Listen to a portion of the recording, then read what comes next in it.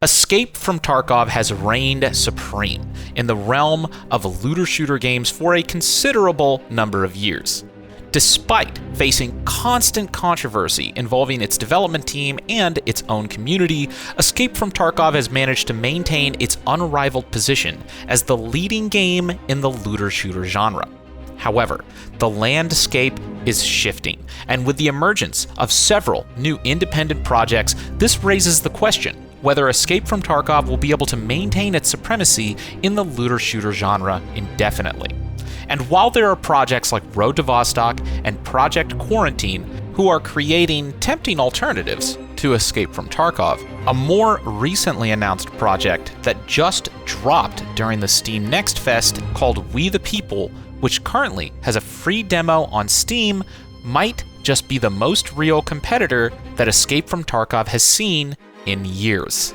Now, if you've never heard of this project before, We the People is a tactical, hardcore FPS game set in a post-apocalyptic United States. The gameplay revolves around PvP-driven survival, with a gameplay loop that, to me, seems to be like a combination between Escape from Tarkov and Stalker. The game has your standard infiltrate, loot, and extract game loop in a risky and unforgiving environment. However, instead of only fighting other survivors and scavengers while you're in a raid, this game is going to incorporate enemy types more similar to what you would see in something like Stalker, including things like zombies and even all sorts of different types of wildlife. And to me, the idea of having a game mode similar to Escape from Tarkov, but set in a setting with lore and an environment more similar to Stalker,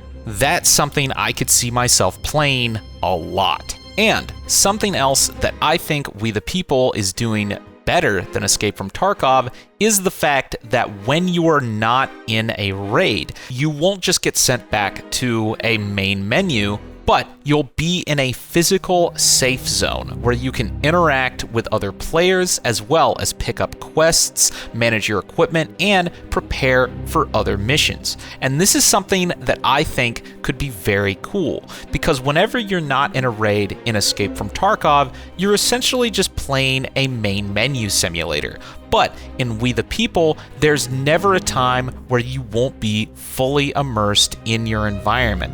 Even when you're outside of a raid, you'll be able to walk around a settlement, engage with other players, and manage your equipment in an area that isn't just a bunch of interfaces and menus. This game, I think, is bringing a lot of fresh ideas to the looter-shooter genre. And I think a game like Escape from Tarkov has gotten to the point where the gameplay and the innovation within the game has more or less stagnated, probably because the developers haven't had to worry about a real competitor in years. But with We the People coming onto the scene, I think that there's a lot of opportunity to start introducing some new, fresh mechanics and different perspectives on this genre that is much needed.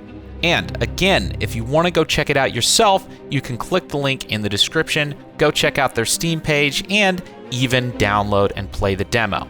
While the demo is obviously very early in development, at this point, I would take any Escape from Tarkov competitor on the scene.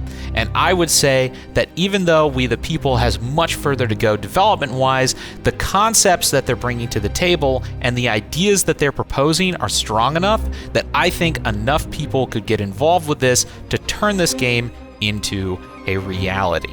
If you want to know more about this, make sure you press that subscribe button. There's more news coming, not just on this game, but other games that I have been covering as well, and I can't wait to tell you about them. Besides that, thanks so much for watching, and hopefully I'll see you in the next video. Cheers.